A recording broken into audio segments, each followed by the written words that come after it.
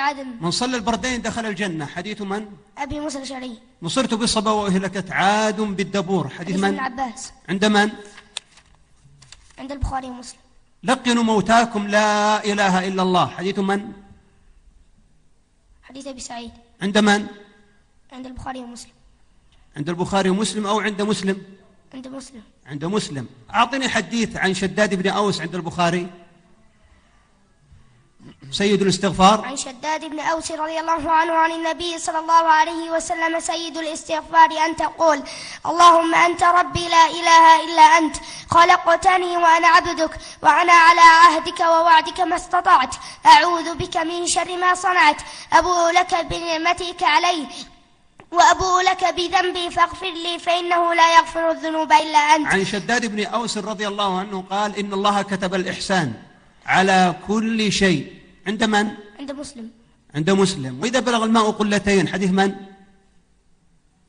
إذا بلغ الماء قلتين لم يحمل الخبث، حديث أبي سعيد الخدري. عند من؟ عند أبي داود. عند أبي داود. الماء طهور لا ينجسه شيء،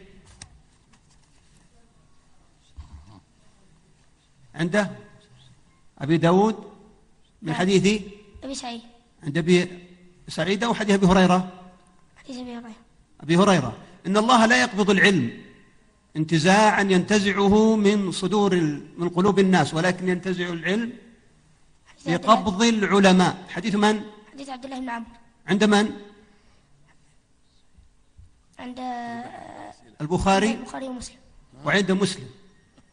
طيب، باب ما جاء في العلم عند الدارمي، أكمل. كتاب أعطني العلم. ما جاء في كتاب العلم عند الدارمي. كتاب العلم، باب بركة علم الرسول صلى الله عليه وسلم. عن ابن مسعود رضي الله عنه قال: لو أن أدنى هذه الأمة علما أخذت أمة من الأمم بعلمه لرشدت تلك الأمة.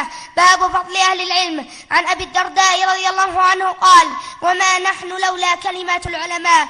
باب فضل مجالس العلم.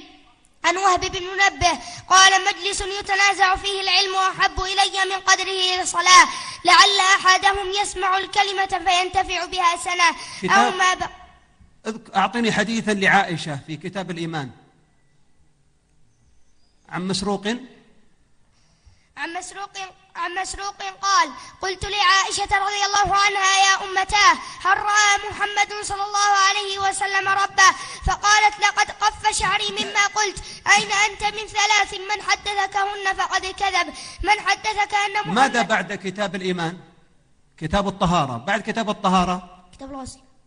الوضوء طبعا. بعد الوضوء الغسل. بعد الغسل الحيض. بعد الحيض خصال الفطرة. بعد خصال الفطرة الصلاة. بعد الصلاة الجنائز. وبعد الجنائز الجمعة. نعم. بعد الجنائز الزكاة. وبعد الزكاة الصيام. وبعد الصيام الاعتكاف. وبعد الاعتكاف الحج. وبعد الحج النكاح.